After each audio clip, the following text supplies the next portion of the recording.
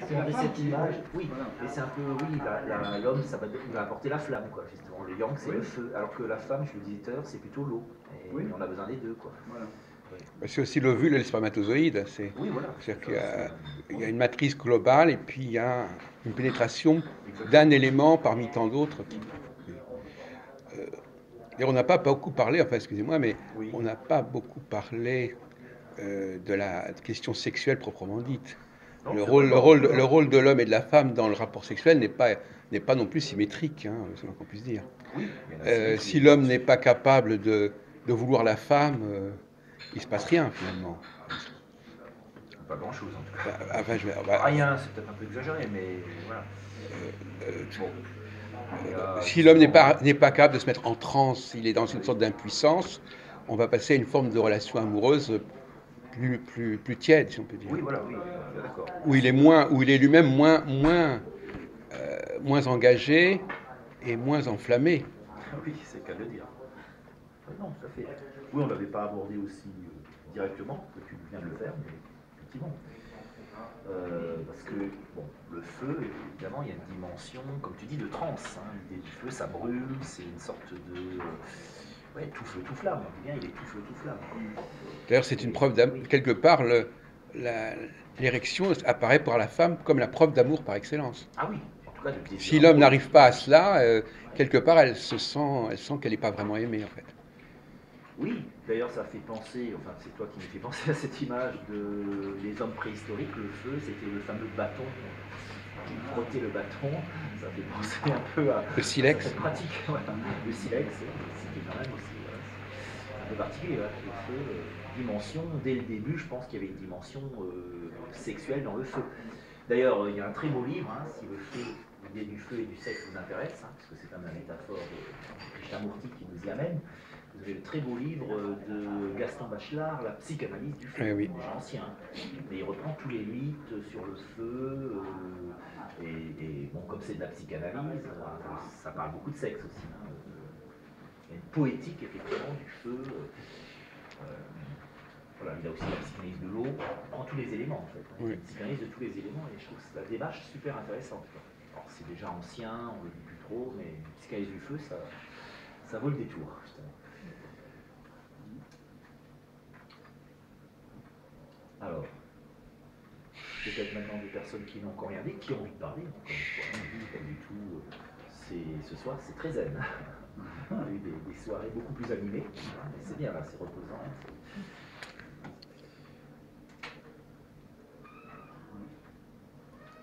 Oui, alors Joël. Quelle est la place de l'attachement de Krishnamurti par rapport à l'amour? Parce que justement, dans son livre L'amour et de la solitude, il parle beaucoup de l'attachement, qui à ce moment-là est géré par la pensée.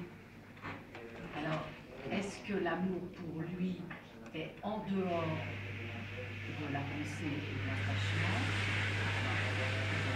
D'après mes souvenirs de Amour et solitude que j'ai lu il y a longtemps, il me semblerait, oui, que l'attachement est un obstacle à l'amour. Et c'est un peu ce qu'il reproche à l'amour occidental, sans être dans le jugement, hein, il n'est jamais dans le jugement, hein, mais avec beaucoup de pédagogie, il dit peut-être qu'effectivement il faudrait apprendre à être dans un amour un peu plus détaché.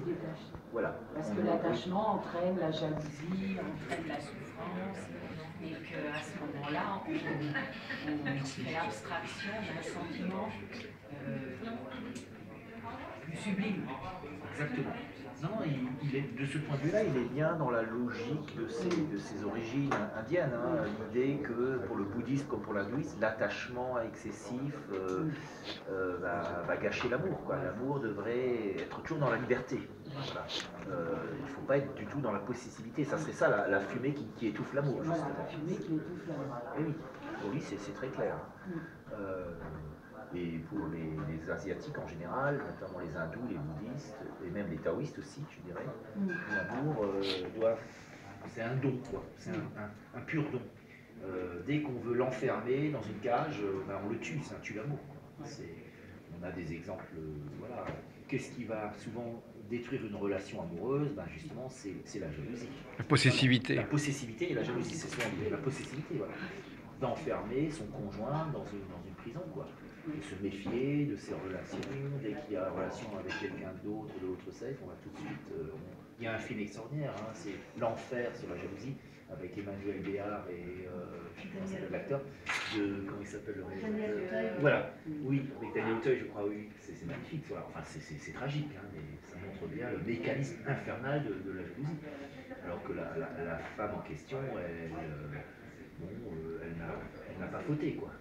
Mais le mari était tellement jaloux qu'il a imaginé dans sa tête un scénario d'adultère. Et après, il avait l'impression que passé malson, sa femme couchait avec tout le monde dans l'hôtel. C'était un propriétaire d'hôtel, le gars. J'ai oublié le nom de l'acteur, mais c'est un bon acteur, enfin, qu'importe. Vraiment bien ce rôle de l'homme jaloux, mais c'est carrément, ça frise à la pathologie, à la folie. Ça termine d'ailleurs très tragiquement. Mais, donc effectivement, je pense qu'effectivement, tu as raison, Joël.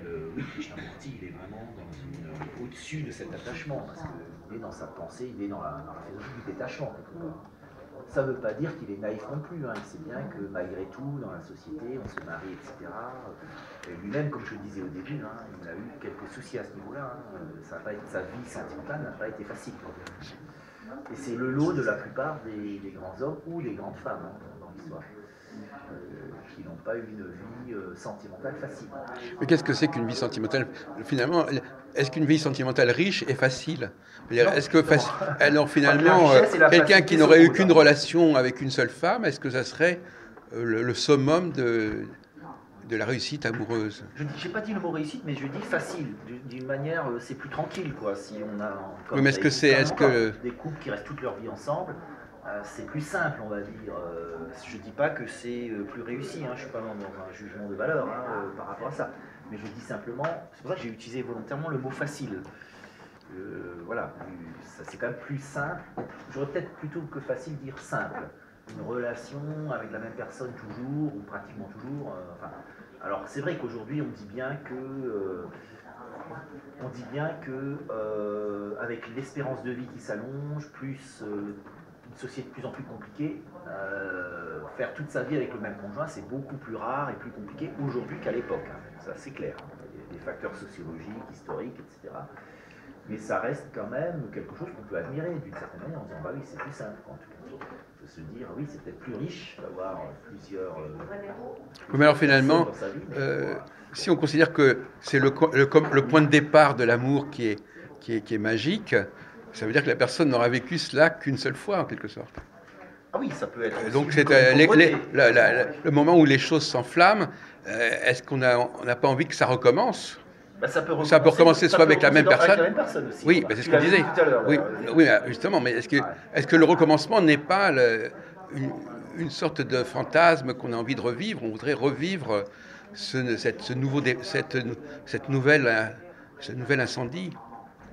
Franchement, je crois qu'il n'y a pas de règle. À ce niveau-là, je pense que c'est possible, c'est peut-être rare qu'on puisse revivre des choses. Non, mais non, mais même avec une autre personne. Ah si, bah là, bien sûr. Non, mais c'est le même problème. C'est-à-dire que la personne veut revivre. C'est peut-être le même problème. D'ailleurs, Ortega y Gasset, dans le dialogue sur l'amour que j'ai cité, il dit lui-même, il donne son expérience d'homme divorcé, dit qu'en fait, en réalité, si on est sincère, il y a des gens qui prétendent avoir aimé des tas d'hommes ou des tas de femmes. Il n'y croit pas, lui. Il dit non, on peut effectivement se tromper dans la vie, ça peut être 2, 3, 4, ça dépend, hein, ça dépend des personnes.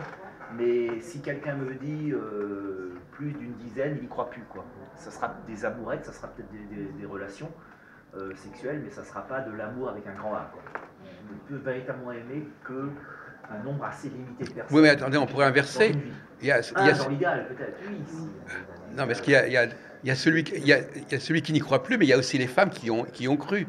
Oui, donc c'est le problème inverse. C'est-à-dire que peut-être que lui, il est tout seul, mais il y a peut-être eu 20 ou 30 femmes qui y ont cru. Ah oui, ça c'est différent. Et donc elles ont vécu successivement l'expérience. Oui, bien sûr, de ce point de vue-là, oui. Mais c'est tellement aléatoire, tellement complexe qu'il ne faut surtout pas, et on ne l'a pas fait d'ailleurs, hein, je trouve que c'est très bien, il ne faut surtout pas amener des recettes ou des certitudes sur cette question-là. Parce que là, on a bien élargi et on a bien fait, hein, parce que vraiment la métaphore est très belle, mais à un moment donné, on l'a commenté, il faut aller au-delà, bien sûr. Puis, et d'ailleurs, Krishnamurti lui-même va au-delà, hein, dans Amour et solitude. il est assez complet. Hein, de toute façon, la réalité, elle est là. Oui. Étant donné qu'on vit de plus en plus vieux, j'entendais l'autre soir, il y a de plus en plus de divorces et d'hommes ou de femmes qui demandent le divorce et qui veulent refaire leur vie à 60, 70, 80 ans, ou qui se marient même à 94 ans s'ils en ont envie. Il n'y a pas de limite. Parce qu'effectivement, la durée de vie, et puis comme ça va pas s'arrêter avec tout ce qu'ils avancent, quand on dure un peu plus, c'est logique qu'on. C'est comme chez l'employeur, avant on pouvait bosser 20 ans dans la même boîte, mais c'est 18 mois ou 3 ans et on est content. Alors bon, il faut aussi quand même voir, c'est une réalité là, sociologique contre laquelle on ne peut pas lutter. Autant les hommes que les femmes ont besoin et veulent y croire surtout. Ils veulent croire qu'à 60 ans ou 80, ils vont trouver, ils ont envie de bien finir leur vie. Quoi. Plutôt les hommes que les femmes d'ailleurs. Plutôt les hommes que les femmes. Parce que, bon, enfin passons, mais... Raison physiologique. Oui, enfin bon. Mais ça, c'est quoique le modèle inverse est de plus en plus fréquent aussi, parce qu'on a l'exemple à la tête de notre État, Macron qui a 23 ans plus que qui a 65 ans. Eh oui. Donc, puis le phénomène un peu maintenant des cougars aussi, c'est un petit peu, c'est dans les deux sens hein, quand même. Oui, non, mais il y a un problème de l'âge, il y a l'âge limite. Oui. Le cougar à 35 ans peut être cougar d'un garçon de 20 ans, à 80 ans... À 35 ans, on ne dira pas le cougar. Ah bon? C'est à partir de 50 ans, je crois. Mélanger les cougars, c'est complètement différent. Oui, c'est un autre problème. D'ailleurs, ça devrait même pas exister, c'est trop réducteur. C'est trop recherche de plaisir. Oui, bien sûr, vous avez raison. Et qui n'est appliqué qu'aux femmes. Au départ, c'est les femmes qui ont eu droit à cette appellation. C'est dommage qu'on n'ait pas trouvé pour les messieurs quelque chose. Un mot. Mais ça montre bien quand même le sexisme ambiant, parce qu'on trouve un mot pour la femme, mais pas pour l'homme. La femme, le jour où on l'a C'est un sexisme. Ah oui. C'est dénigrer le phénomène. Oui, cougar, c'est un nom d'animal, quoi. C'est un prédateur, un félin. C'est marrant, d'ailleurs. Pourquoi cougar? Il y a autre chose. Est-ce que c'est un rapport avec les mœurs des cougars? Des cougars femelles. Je ne suis pas un spécialiste. Et oui, c'est...